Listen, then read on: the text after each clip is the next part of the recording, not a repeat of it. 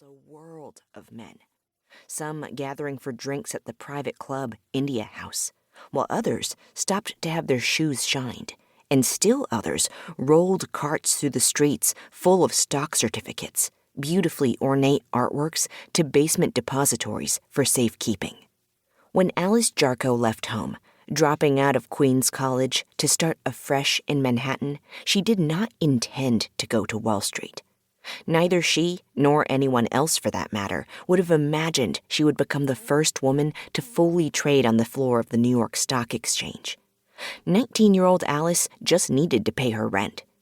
She took a job as a receptionist at Hirsch & Company, one of the many small brokerage firms that proliferated on Wall Street in those days.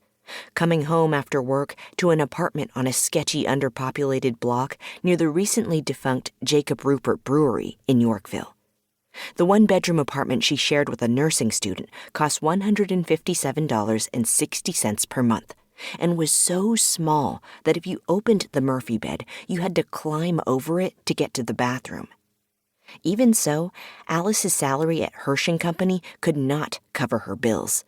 And as red inked overdue notices stacked up, she found a better-paying job elsewhere. Her only goal was liberation.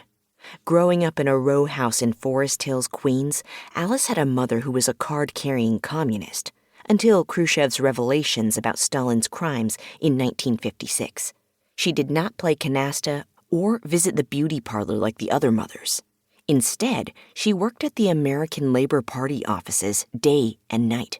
And, if there was free time, she'd either be on a picket line or in front of the Macy's department store, with a 7-year-old Alice in tow, handing out copies of the communist newspaper, The Daily Worker.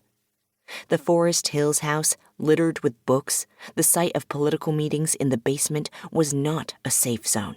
The FBI came often.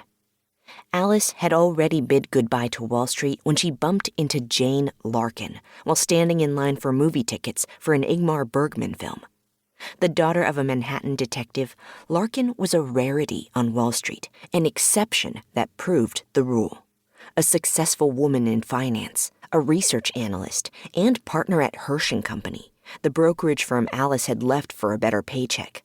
Later, when the women's movement kicked into high gear, Larkin would insist, "A feminist I am not." In that sense, she was very much a woman of her time. Larkin pulled Alice aside and asked her to return to Hirsch & Company.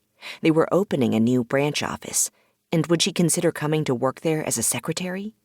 Alice agreed, as long as this time she'd be paid enough to cover her bills.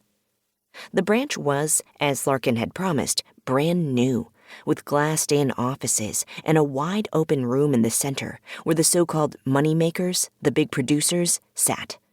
The ticker board ran across one wall, but if you thought you'd missed something, you could still get up and walk over to the old ticker tape machine to check the seemingly infinite strip of narrow white paper with printed stock symbols and prices that the machine spewed out all day. If a stock suddenly showed movement, up or down, someone in the room would shout it out. Hirsch & Company was on the retail side of the business, meaning their clients were individual investors rather than institutions, and a large part of a broker's job was to cold call customers. For the brokers doing the cold calling, however, these were easy times. The economy was booming, and trade commissions were fixed, non-negotiable, so that investors paid brokers per trade, based on the volume of stock bought or sold. As a broker, you didn't have to hustle. You didn't even have to know the intricate ins and outs of the market, really.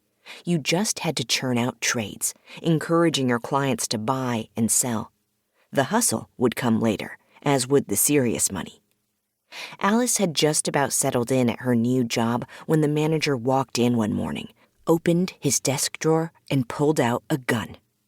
Everyone could see right through into his glassed office as he stood there, waving the gun about. People shouted at him to stop, pleading with him to put it down. When the police arrived, and then the ambulance, he was taken away in a stretcher under police custody. That same day, Alice Jarko, the secretary, became Alice Jarko, the de facto office manager. The number 2 guy, the next in line, was a successful money producer, sitting prominently in the very